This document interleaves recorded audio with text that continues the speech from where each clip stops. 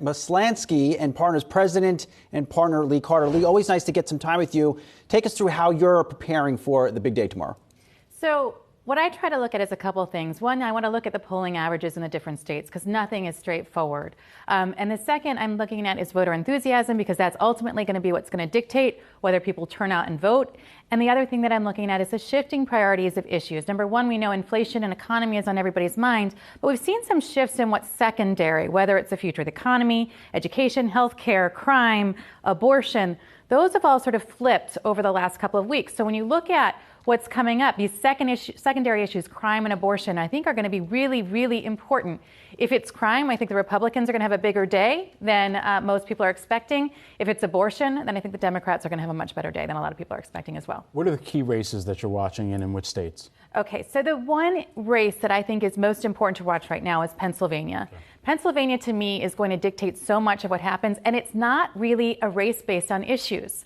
This race is very, very sort of an outlier race in many ways. The governor's race in Pennsylvania, you've got a wildly unpopular Republican candidate who is, many people are saying, is an election denier. He was involved in the January 6th, so he does not poll very well. That could be a real drag on Dr. Oz. Dr. Oz and Fetterman are looking like sort of right neck and neck. But if Dr. Oz doesn't pull out Pennsylvania, it's going to be really hard, I think, for the Senate to get where they need to go. Also looking really closely at Georgia, another strange race, which really isn't about the issues as much as it is about can people vote for Herschel Walker despite all of the controversy that he's been through. And then after that, I'm looking at Arizona, Nevada, Wisconsin, Oregon. There's other places as well. But I think those two races are the primary ones that I'm focused on. Lee, in our world of finance investing, investors seem to think, well, if the Republicans just steamroll tomorrow, nothing gets done in the last few years of the Biden presidency. Is that right? Is that the right way to think about it? I think so. I think gridlock, you've seen, has been pretty good for the markets. I think people are predicting that at least that's the direction we're going to go.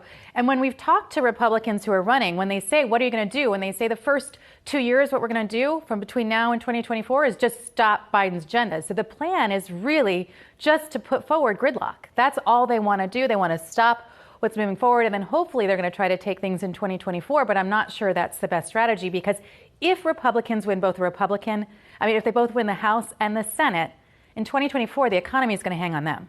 And so that's a larger question, too. Even if we think out to the general election, barring or I guess post-midterm elections, where do we actually see progress move forward? If the party's decision-making and who they're putting in front of voters as well is consistently to say, OK, let's block this other agenda, where do we actually see results start to come forward and move forward? It's going to have to be a transcendent leader, which we don't see all that often. But right now, 9 in 10 Americans say, I blame both parties. We're tired of the non-compromise, block each other, reject at all costs. That's not where most Americans fall. 60% of Americans really identify more as independents, as either side, and they blame politics for the way things are. So I don't know where the answer is. We're seeing a lot of outside candidates right now, especially in the Republican Party, a lot of outside candidates who are non-typical try to run and hopefully be able to make some progress or change. I think that's why they're popular.